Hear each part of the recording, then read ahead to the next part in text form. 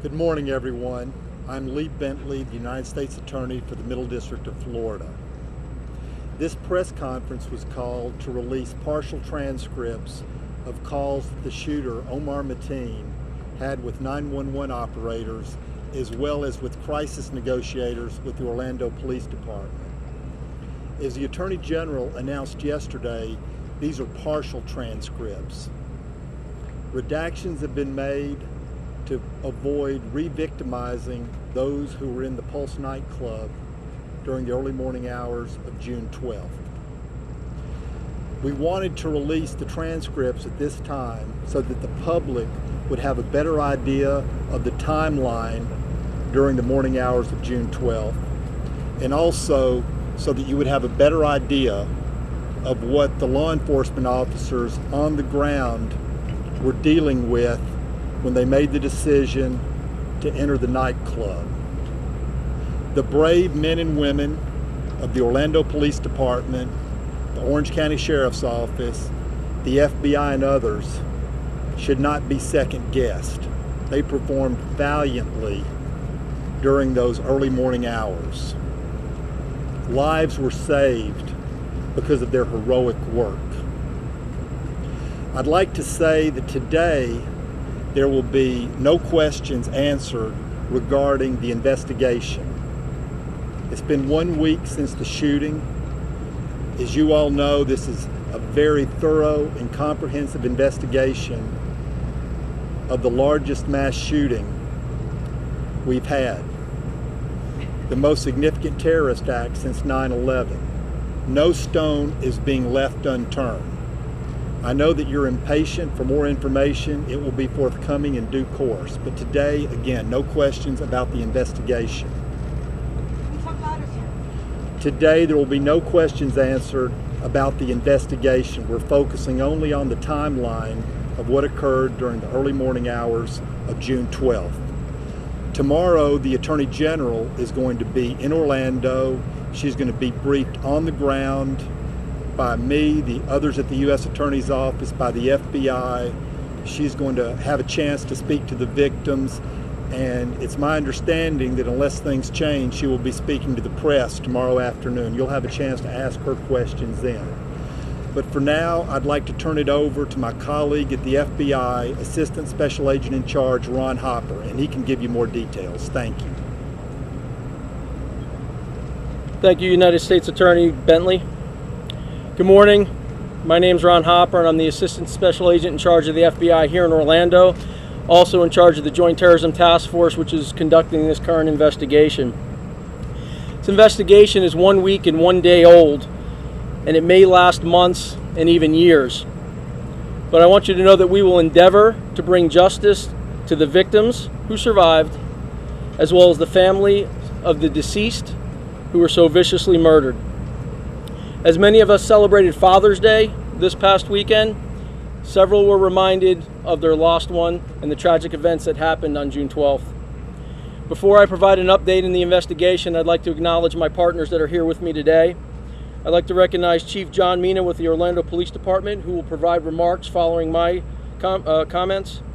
Orange County Sheriff Jerry Demings, Florida Department of Law Enforcement SAC Danny Banks, DEA Assistant Special Agent in Charge Jeff Walsh, ATF Trevor Velnor, Mayor of Orlando Buddy Dyer, Mayor of Orange County Teresa Jacobs, and additional partners including the Florida Highway Patrol, Orange County Fire Department, Orlando Fire Department, and many other partners who assisted us in this difficult investigation. The Joint Terrorism Task Force has released excerpts and portions of the timeline of events that happened inside the club of the Pulse on June 12th. You've been provided with a general timeline of the Orlando Police Department's radio communications, as well as a 50-second conversation between the killer and the Orlando Police dispatcher. While we're not releasing the audio, what I can tell you is that while the killer made these murderous statements, he did so in a chilling, calm, and deliberate manner. Finally, a summary of the communications between the crisis negotiator and the shooter have been provided to you, and the chief will take your comments and questions after my formal remarks. While we will not be providing the 911 calls made by the victims, we're doing this out of ultimate respect. Yes, the audio is compelling, but to expose that now would be excruciatingly painful to exploit them in this way. This is an active investigation. It remains an active investigation, and while we understand your interest, we appreciate your patience as we find the facts methodically and carefully. As you will see from the transcripts that we provided just a few moments ago, the killer of 49 and the shooter of 53 others identified himself as an Islamic soldier who pledged allegiance to a terrorist organization which was bent on killing Americans. He does not represent the religion of Islam, but a perverted view which, based on what we know today, was inspired by extremist killers. We currently have no evidence that he was directed by a foreign terrorist group, but was radicalized domestically. As you can see from the information we provided just a few moments ago, the killer stated that he had an explosive device, but none was found. I also want to point out the heroic actions of not only the first responders, but the victims who were inside the club that morning. They were under the most inconceivable stress, and they bravely assisted law enforcement in bringing it to a resolution. There's no doubt that their actions saved lives. Our investigation into the motives behind the killer and anyone who may have conspired with him or supported him continues. Please also keep in mind that the investigation of the shooting exchange between police and the killer is ongoing. I would point out that some have mistakenly rushed to judgment regarding the actions of these brave men and women. What they did that evening and those early morning hours was nothing less than extraordinary. To give you an idea of the scope of the investigation to date, I want to provide you with a few facts. The Joint Terrorism Task Force has conducted over 500 interviews as we sit here today. 117 vehicles were released to owners and registrants of family members of the victims who were at the Pulse nightclub, and we have approximately 10 left to return. More than 600 pieces of evidence were obtained and processed from the crime scene. We've received thousands of tips based on our appeal to the public, and we ask that you continue to call us at 1-800-CALL-FBI or visit FBI.gov. In closing, I want to advise that we're nearing the conclusion of our processing of the crime scene here outside the Pulse nightclub, and that we hope to restore the area and the outside perimeter to the community within the early part of this week. I want to point out special and extraordinary devotion to the effort here by the Christ Church of Orlando, the Salvation Army, and countless businesses in the Orlando area that have supported law enforcement and our efforts tremendously as their way of paying respect to the victims of this horrendous act. I'd also like to recognize the tremendous efforts of the FBI's evidence response team, who spent the last week processing the most devastating crime scene under circumstances that were very difficult. It's a life-changing experience for all of us, and they've done their duty quietly and among the most noble law enforcement professionals. As I mentioned earlier, this area is expected to be restored to relative normal business early this week, and we do not expect to hold any further press conferences from this location. Thank you. I'd now like to turn it over to Chief John Mina. Thanks, Ron. Good morning. First, I want to say we appreciate the incredible patience that our community has. We know there are many questions, and people want to know what happened that night. The timeline released based upon radio communications clearly shows our officers were within the club within minutes and engaged the suspect in gunfire. And that's important because that engagement and that initial entry caused him to retreat, stop shooting, and barricade himself in the bathroom with hostages. So it's important to note that this started as an active shooter situation. Our officers took action and then transitioned into a barricade gunman hostage situation. So after that second exchange of gunfire, upon that initial entry of our officers, there was no other gunfire until the hostage rescue operation took place. So during that 3 hours, I just want to make sure everyone's clear on that, there was no gunfire. So during that time, our officers were intermittently in and out of that club, saving people, rescuing people from inside the club. That's another misconception. We were inside the club along with our fellow agency partners. And at some point during, as you see on the timeline, our officers were able to push an air conditioning through to one of the dressing rooms, and I believe saved 8 people out of that room. So I'm extremely proud of the heroic actions of our officers, and I am very confident they saved many, many, many lives that night. We continue to concentrate on the security of the crime scene, and eventually we'll open up roadways and businesses, but we ask that people please be patient with us on that. We're also concentrating on the many vigils and events and providing security for everyone and making sure everyone feels safe as well. And also our top priority at the City of Orlando is making sure our residents are safe and the reduction of crime. Again, I want to thank everyone for their patience as we go through this process, and I also want to thank the community for the huge outpouring of support for our local law enforcement, who did a tremendous job in this situation. I'm going to turn it over to Orange County Sheriff Jerry Demings at this time. Thank you, Chief. Good morning. You've now heard about the timeline of events during the early morning hours of June the 12th. As you've heard, that this has been a collaborative effort from the very beginning. I must say that the response of the Orlando Police Department and those initial responding law enforcement officers has been nothing less than short of being extraordinary. One of the reasons why the response was extraordinary is really because of the overall preparedness to deal with an incident like this. Prior to this crisis, our federal, state, and local law enforcement agencies have been preparing for this event. In fact, for years now, we have prepared to respond to a terror event.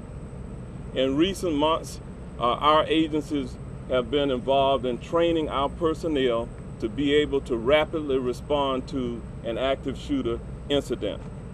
In terms of our overall preparedness, I want to talk a little bit about our partnership with the Department of Homeland Security.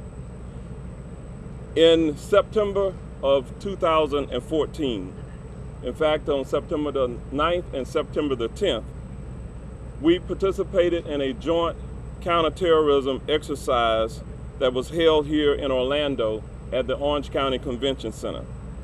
That exercise was designed to prepare us to respond to an active shooter situation involving mass casualties.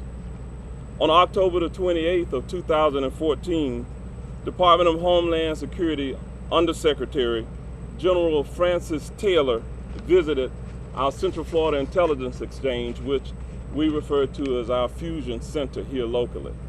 This is a tremendous asset to our region because our Fusion Center, the Central Florida Intelligence Exchange, has our federal, state, and local law enforcement partners who work daily regarding counterterrorism efforts in this community. During the events of June the 12th, the CFIX activated and was successful in disseminating substantial information to our law enforcement partners here within our region as well as across our nation. The Fusion Center has continued to be and play a vital role in the effort since that time. They have been involved in providing daily updates and situation reports to law enforcement partners. They've also provided daily counterterrorism reports and working with the FBI in this investigation. Their efforts will continue on a day-to-day basis. I will share with you that in this community, the citizens who live here should be confident by knowing that you have competent law enforcement authorities who are able to respond rapidly to any situation that we will be confronted with in the future. However, there are daily efforts to prevent a similar attack from occurring. that will be based solely on the collaboration between, again, our federal, state, and local law enforcement authorities. Let me move on now and talk just briefly about the first responders.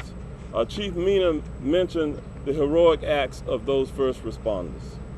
We want to make certain that at this point we do take care of our personnel, because on that day they saw some very horrific things, and our goal is moving forward to ensure that they are provided with the diffusion as well as counseling sessions to ensure that to what extent we can minimize any PTSD type effects on them into the future. Again, I'm going to conclude by saying that our community remains a safe community, and we certainly support people coming in and visiting our community. It is a vibrant community, a resilient community, and much of what you have seen in the last few days and hours has been a reminder that this community is still here and willing and working together to make this a safe place for our families and our visitors here. Thank you so much.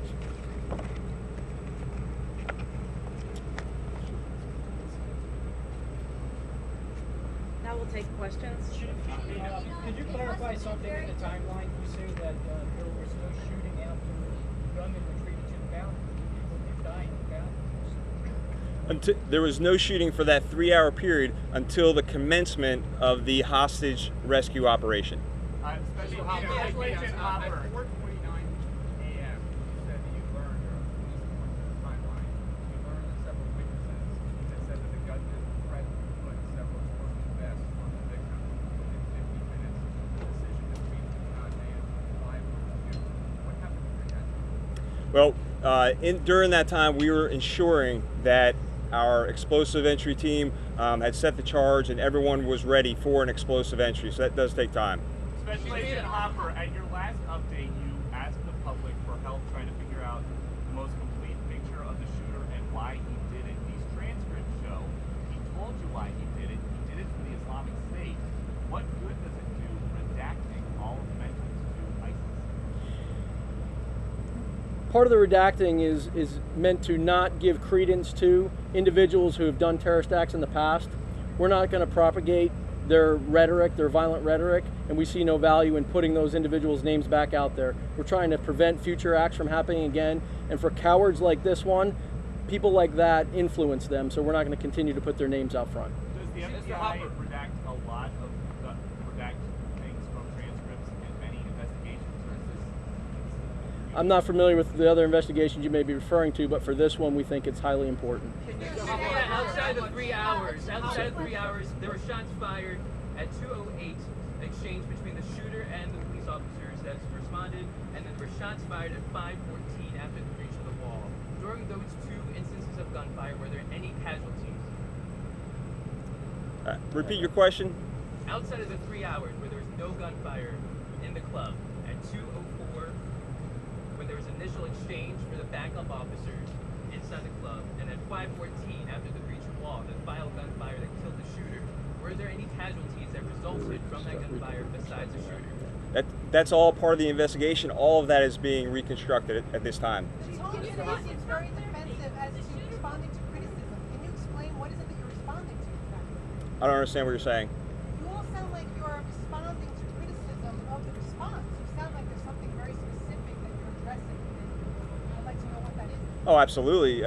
We received many comments from the press and from the public, some emails about, I think there was this misconception that we didn't do anything for 3 hours, and I'm just trying to clarify that's absolutely not true. Our officers were in the club within minutes, exchanged gunfire with the suspect, forced him to stop shooting and retreat into the bathroom. From there, we let our negotiator take over and try and negotiate this to a peaceful resolution in an effort to save lives while our SWAT team set up. So that's the issue for the clarification. Was there any actual negotiations with the gunman? Can you help us understand? Was there what? Were there any actual negotiations back and forth with the gunman? Some of that was released as well. Yes. Some of that was released earlier. Yes, there was. Our negotiator was talking with him. Chief, how likely is it that some of the victims may have been shot and killed by police gunfire in the initial attempt to save lives? That's all part of the investigation, but here's what I will tell you. Those killings are on the suspect, and on the suspect alone, in my mind. All that will be investigated. By our officers acted heroically and did as they were trained in an unbelievable circumstances and did a phenomenal job. Okay.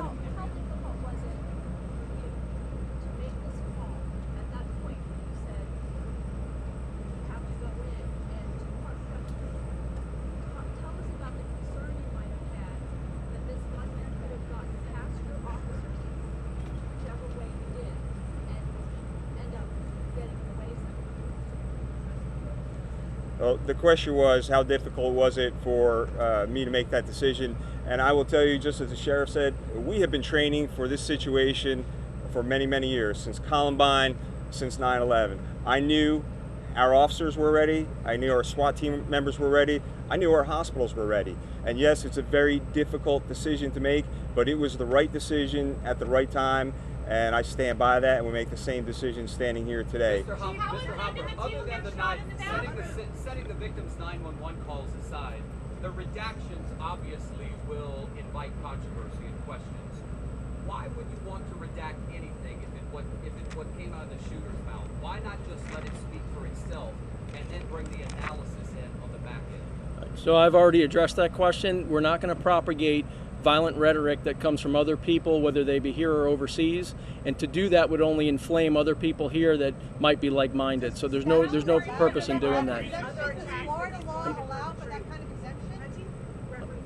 Other attacks on the Orlando area within the following days. At what point was law enforcement able to discredit those maybe coming attacks, and how were you guys able to handle the fear? That's an excellent question. So immediately upon dealing with this situation, we had an intelligence component directed specifically at determining whether or not other threats existed to this area as well as throughout the United States nationally. I can't tell you that there's a specific finite time when we said, okay, everything is fine, the coast is clear. In fact, we continue to do that this day. That's the reason the Joint Terrorism Task Force exists, as well as the partnerships with our state and local partners and CFIX. We do that second by second, minute by minute, daily. And so we continue to do that. Trying to keep him talking so that he can get into the club and save people? Your strategy in the negotiations, were you trying to keep him talking so you could get in and save people? Take us through those moments, those 3 hours. Absolutely. Anytime we can engage a suspect who's in a hostage situation, we definitely want to keep them talking, not only to peacefully resolve the situation and cause less life to be lost, but also to set up and make sure our teams are ready to enter, yes. Do you have reason? My second part of my question was, how concerned, besides the explosive issue, obviously concerned, how much does it concern that we, whichever way possible, get past your officers? How much does that play into your strategy of how you proceeded so that it wasn't able to get past the officers? There was never a concern that he was going to get away. We were going to take him into custody. Do you have any evidence You that sent the the call motive out was at 2:20 anything for but? the What's SWAT that? team. You sent the call out for the SWAT team about 2:18 according to the timeline. How soon was the SWAT team able to assemble there? Why didn't it go in before, say, around 3 o'clock, where it looks like on the timeline, the gunman first mentioned anything about bombs? Well, like I said, our SWAT team responded and set up for all situations, and part of that, I'm not going to go into all of our tactics, but I will say, it takes time to set up explosives and do an explosive entry. Those things take time. Those calls with the witnesses that were inside the club during those 3 hours, can you talk about some of the information that they may have given you, the officers, to help them? Absolutely, those calls were very vital, and that's how we received the information about the explosives. So very vital to receive that information from people inside of the club. Do you have evidence that the motive would have been anything other than radical Islamic terror? As you look through things about his life, people in his family, things that he was up to, do you have any reason to think that he could have gone in to attack for any reason other than acting as an Islamic fighter? Yes, absolutely. We're actually looking into any potential motive. We're not limiting ourselves to coming up with just one motive. We're looking at a myriad of things right now, and that actually is ongoing as we speak, both through social media, friend contacts, people that had only met the individual for one time. And that's why we're asking for anybody and everybody that's had any contact with this individual to come forward so we can piece that information together for potential other motives as well. Have you been able to corroborate any reports that he was gay, that the gunman was gay? Those allegations are still being vetted out as we speak, and there's no determination been made at this time. Hey, Gina, witnesses said there was shooting video at the club of it actually happening. I wonder if your officers, when the actual shooting was happening, were able to access that video and watch the movements of the shooter inside the club. And also, please answer the question. No, I can't talk about any video. That's all part of the investigation. Shannon, do you have a question? Chief, Talk from about a speaking with possible fence back of that club that you thought may have been an escape route? No, I can't talk about that at this time. Last question. Last question. The autopsy already told you Speaking with what several witnesses at the club, you know that the shooter spoke, according to these witnesses, with several other people on the phone besides the police dispatcher, besides your hostage negotiator. Who else did you speak with? Can't comment on that. We can't comment on that. Thank you very much. The public for help. Yeah, Is there any way to provide a breakdown of where he was before he arrived in Orlando? We're answering no further questions, but I would like to respond very briefly to a question that was asked earlier about whether redacting these transcripts was consistent with state law. I'd like to tell you all that we consulted with our state partners. The release of these transcripts complies with state law. In fact, the city of Orlando, led by Mayor Buddy Dyer, and the Orlando Police Department, led by Chief Mina, wanted to release as much as possible with respect to these early morning hours. All of this is subject to a federal investigation. The Attorney General decided upon this limited release. They are not in any way trying to hide anything. They're trying to be as forthcoming as possible. We've got no further questions, no further answers right now. Thank you.